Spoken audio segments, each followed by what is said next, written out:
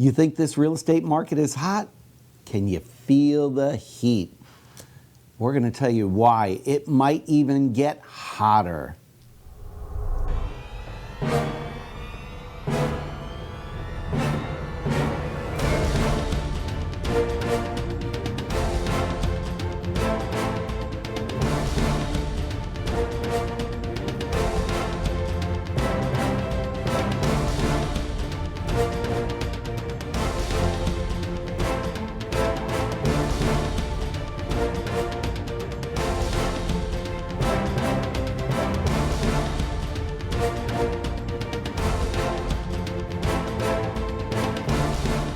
Hello everybody, my name is Barry Horvath and this is Moving Forward TV with your local market update. And I am DeLynn Gaston. Thank you so much for joining us.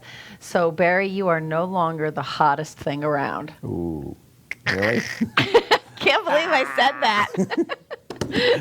Like his ego needs any feeding. The gray hair is really set in, is what you're saying. I'm past my prime, I'm getting old. Say my hubby is no longer the hottest. No, he is hotter than the real estate market right now. He is pretty hot, I'll tell you. See? He is pretty hot. When he installs this microphone on me, he I know. He gives me the little, well, that's another show. This show might take a downturn really fast.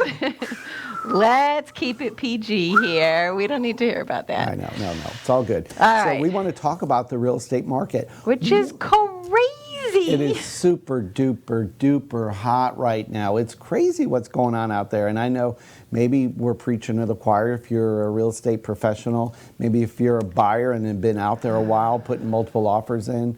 We're preaching to you too. You're probably saying, what? Yeah. Why am I putting all these offers in? Why is it going crazy? So so we're kind of gearing today towards those people, right? Because you realtors, you're living it already. You already know. You know, I've talked to some realtors and they've been in the business for a long time and they have said that this is the hardest.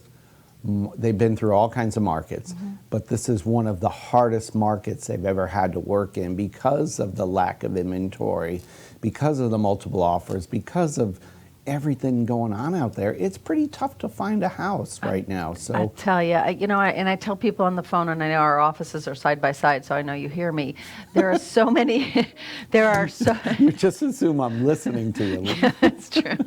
Well, actually, I don't. And then, like one day, you'll come up and say, "Oh, hey, by the way, remember when you were talking to that person?" Every once in a while, I hear like 3 words in between what I'm doing. Anyway, so I've been saying to people, I have, been in the mortgage lending field for 40 years. That's a long time, 40 years. 1980 is when I started in banking way back when. Wow, and you think I'm old. I have never, since 1980, we have never as a country been in this kind of a market. Yeah. So there isn't even, we watch trends, right? We're always watching the trends of what's going on in the real estate world, just the economy in general. There are nothing to back this. Right. This has never happened before. Right.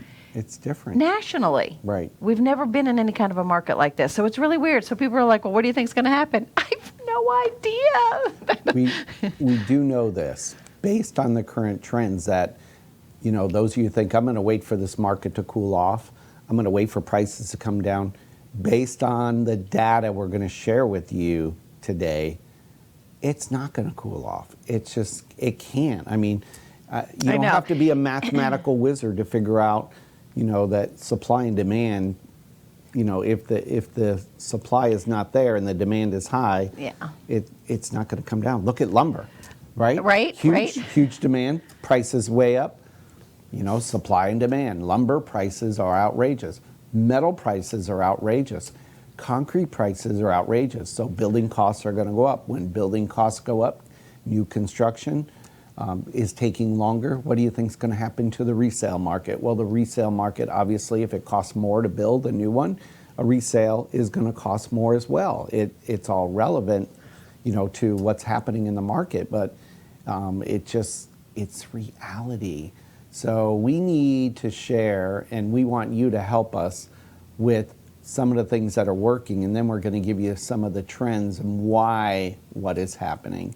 So give us your ideas on what's working for you. How are you getting an offer in? Well, we've gotten some feedback from some of our realtor partners, and one of the biggest things they said is don't offer below list price, okay?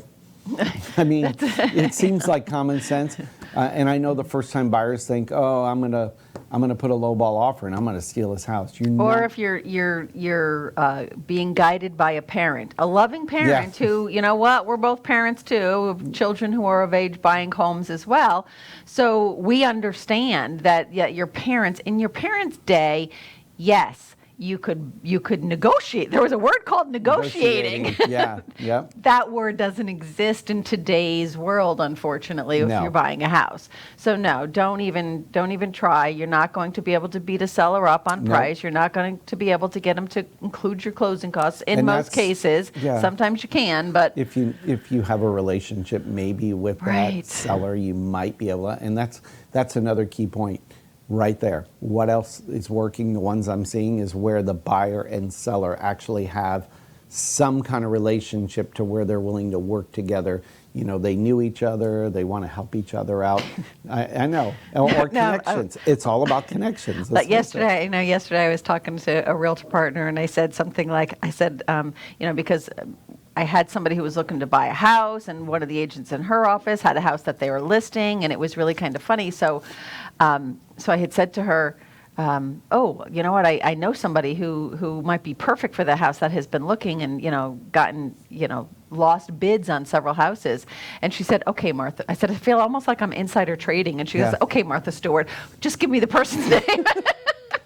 It's true, though. It's true. We're really, it's. Is it insider trading? It's who I think we have to be careful. I don't know. I don't think we're regulated in that sense. We're not realtors. I don't think we are. I think they are. Yeah. I think our realtor partners are. I know they can't advertise a listing before it's in MLS. Exactly. All the rules. They're really getting strict about that too. I'm hearing about fines and so forth. So, Yep. All right. So we know you're not going to get it below list. We know closing costs probably aren't being paid by seller. But so our very first point is be realistic, right? Yeah, be realistic. In today's world. Absolutely. Be realistic in what you're offering. The other thing is, I would say, you're having trouble finding a house if you're home hunting right now, but remember that seller is probably in the same boat because unless they have another residence or a plan in place, they need to find another place too. So our tip number 2 we have going in is be flexible on your move-in date. So maybe you allow that seller to have a little extra time to move out because they need a place to go. Right. And that being said, I want also to talk to the sellers for a minute. Please be reasonable. If offers are coming in and they say it's almost like name that tune in 2 days, name or 2 notes, name that tune. This isn't name that tune. I can get this closed in 15 days. I can get it closed in 14 days. I can get it. Right. Be realistic. Just be realistic. If you have cash buyers, that's one thing. But if you don't have cash buyers, and and I just want to kind of put a little note out there for the non-cash buyers, the mortgage people out there, they need homes too. Yeah. So sadly, we need to give homes to the people who live here, work here, play here. You know what I mean? The people like right here. So I know that all of this out-of-state money that's coming in cash is very enticing. Yep. Just remember the people who live here, work here, play here. This is your checkout person at Publix or whatever else, who needs a place to live now. So what you're saying is stop applying for a loan online. That's what I just heard. Did you guys hear that? I love how he interprets that. I just heard that. I'm like, yeah, let's go online and see if this California lender can help us. Right here, we have people who live here, work here, and they need homes too. All right, so be flexible on that move out date as your offer goes in. Give them extra time. Hearing about lease backs, to the seller. Obviously, if you are getting financing, there are limitations on how long you can do that for. Keep that in mind. Sometimes sellers are building houses because lumber and things like that, materials are so hard to get, taking longer than usual. So the sellers might need, like you said, a little bit more time. So let's close and then you can lease it back to the seller. Be flexible with things like that because I've seen contracts get won for exactly that situation. Remember when you used to build those cookie cutter houses in 3 or 4 months? Yeah, I know. Yeah, now permitting is so far behind. I'm hearing 18 months now on certain. I was going to say 12. Yeah, Last 12, I had heard 18, it was 18, 12. Now it's 18. 18. Wow, Yeah, that it's doesn't crazy. surprise me at all. And some of your remote areas it can be 2 to 3 years before you can even get. Oh my That's gosh. there, and really the builders' hands are tied because of materials being limited because they don't know. know. You know, unfortunately they're playing insider trading too because they're bidding a house based on what today's pricing is. I know. And what, the lumber is already crazy, the metal's already crazy, the concrete. Well, I have heard what's the that- price going to be? Well, I've heard that some builders are going back to people who they had signed contracts on, and they're going up 10 grand. Yeah, I mean, I it's don't know like- if they can, but I think that they're trying. Well, to you're do going to those see kinds of more things. builders, in my opinion, go to a cost plus type thing. You know what? Mm. It costs this much for materials.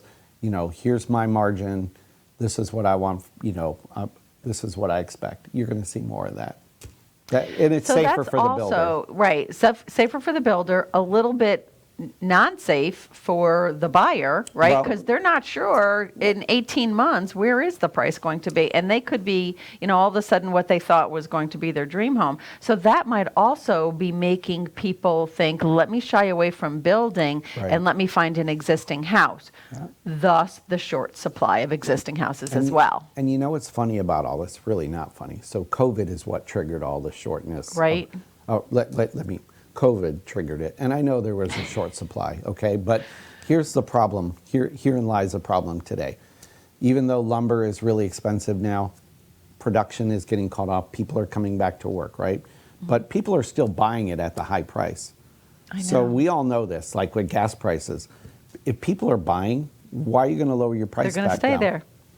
The prices are probably going to stay up. Will they come back a little bit? Maybe, as supply peaks out.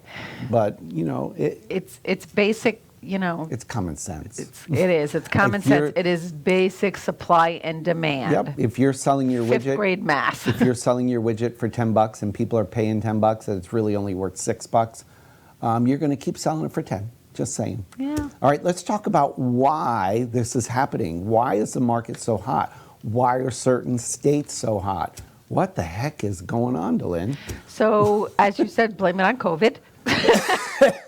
Well, We're going to blame everything on COVID. Yeah. But that is absolutely what triggered it. The other thing, and this is just my personal opinion, and this and $5.09 at Starbucks will get you a cup of coffee. not anymore.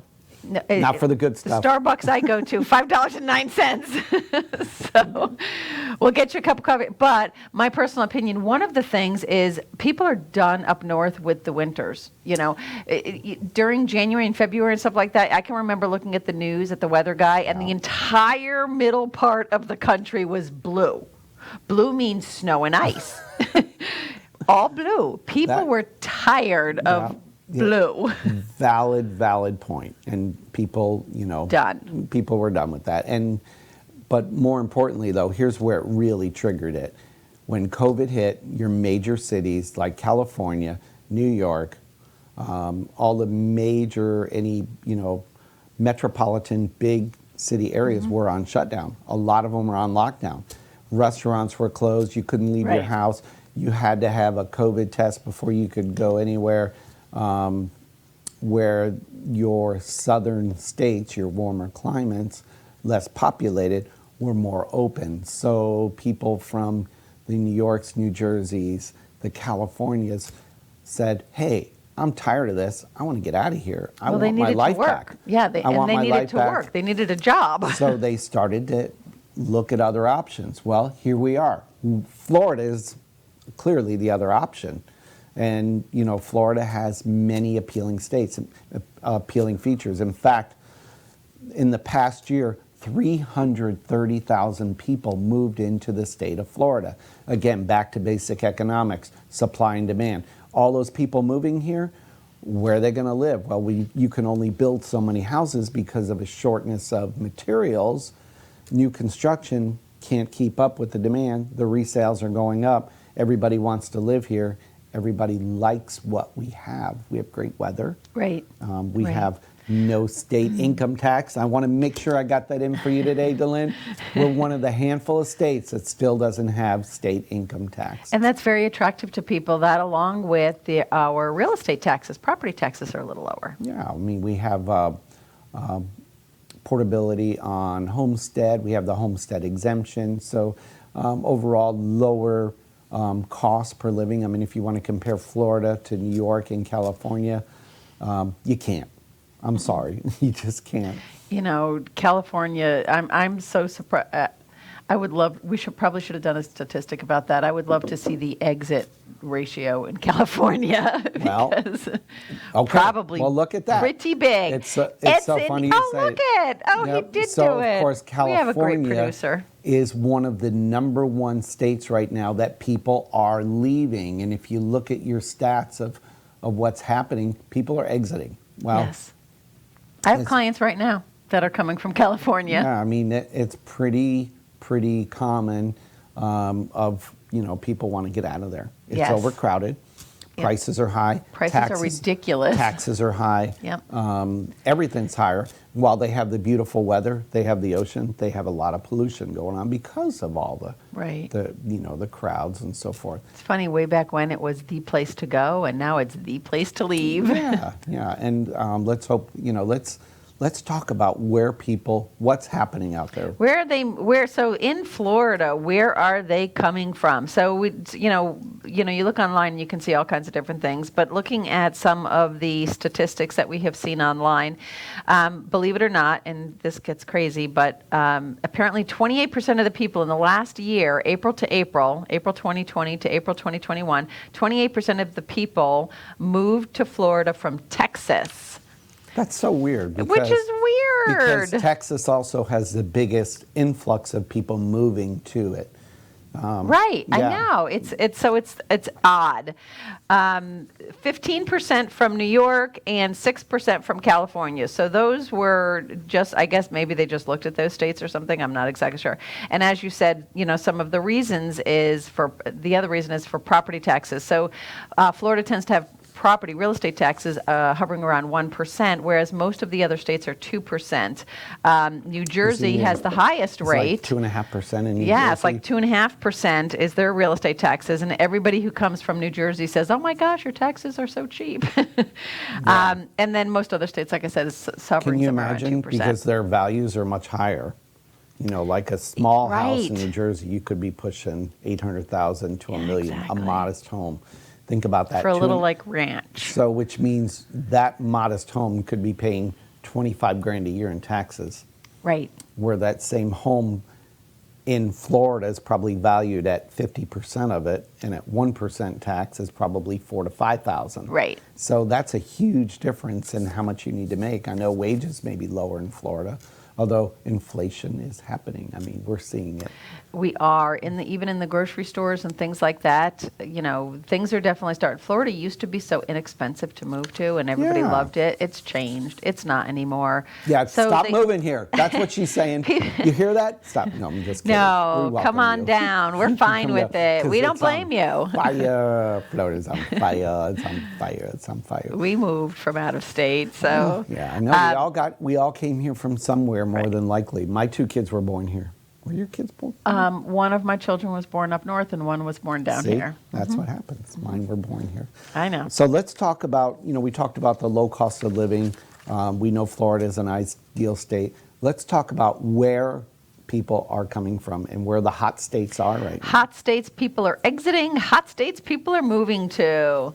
Ta-da! So if you dark look, blue is where people are moving to. Yep. So if you look, the states people are moving from, we talked about California, we talked about New Jersey, New York, all those yellow states right there are where people are. And this, mind you, is according to Atlas, moving on their. Actually, this is United. Is that United one? Oh, Van United, Lines. sorry. Yeah. So we have different moving companies because different moving companies, they keep a track of where people are moving from. So I know Atlas is the ones that we got this from, right? Because we Yep. did look at several of them. All right, so that map, can we see that map again real quick? I just really like maps. Okay. Okay. So I hadn't noticed before. Look up there. That is the blue up in New England. Is Vermont. right. So I'm very surprised to see people are moving to Vermont. Look, there's the statistics on Vermont. So why are people moving to Vermont? Probably, in my opinion, is remote location. You know what I mean? Yes. Open airs, open skies. Yes. During It's COVID, not to mention it's beautiful. people The are mountains, looking for clean the air. mountains, the clean air, the country. COVID changed where people want to live. They don't want to live in a crowded city Right. anymore. Where they want to, They want to shelter be in out. place. Exactly. They want to hike. They want to be amongst the trees and so forth. So And then what's the other little blue one? I can't see. little Yeah, blue one. keep going down. Yeah. What is that? What yeah. is it? So Delaware. Delaware. So Really? That's interesting. I mean, look at your big numbers for Delaware. People coming into. And I wonder why. I don't know. We haven't studied that state, but look, they got 41% inbound, 20% outbound. So people are moving in and out. I think. Right. You know what? I used to watch the Saturday morning cartoons, and Didn't we all? yeah, and remember Yogi Bear had we're all moving to the perfect place, and they had a yacht, and they took their family, and they kept looking for the perfect place. Like the skies are blue. The yards are green. You don't know the song? No. It's anyway. Oh, Kermit the Frog? No, it's not Kermit. It's Yogi Bear. Yogi Bear. Sorry, I don't Yeah, know the song. they did. They were looking for the perfect place. So where is the perfect place? Did it end up being Yellowstone Park? Oh no, the Right perfect back place home where he was? home. Exactly, home. And wasn't he Yellowstone Yep, Park, if it's I'm not home. mistaken? It's home. So I love it. So let's talk about now the do-it-yourself movers like U-Haul had their own tracking, and we have a list of the number one states where people were moving to. Now this might or may not Rent surprise a truck, you. pack everything up you own, Pack it and up, go. Stick it in your U-Haul. Here we Yep. go. The number one state people are moving to right now in the country is Tennessee. Didn't surprise me in the least. No, Tennessee's so many people want to go to Nashville, right? Yeah. And number two, Texas. People want to go to Texas. While people are moving from Texas, to Florida? more people are moving to Texas. From other states Yep. to Texas. And I think that's probably part of that California thing Yeah. going on. And number three is Florida, right here. I mean, amazing, right? That's Yeah. not shocking. All people are coming to Florida.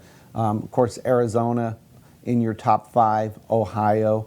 That one surprised me. Yeah, Ohio surprised me What's too. Ohio have? I'm just curious. The only thing I can think about Ohio is the most appealing thing is it's round on both ends and high in the middle.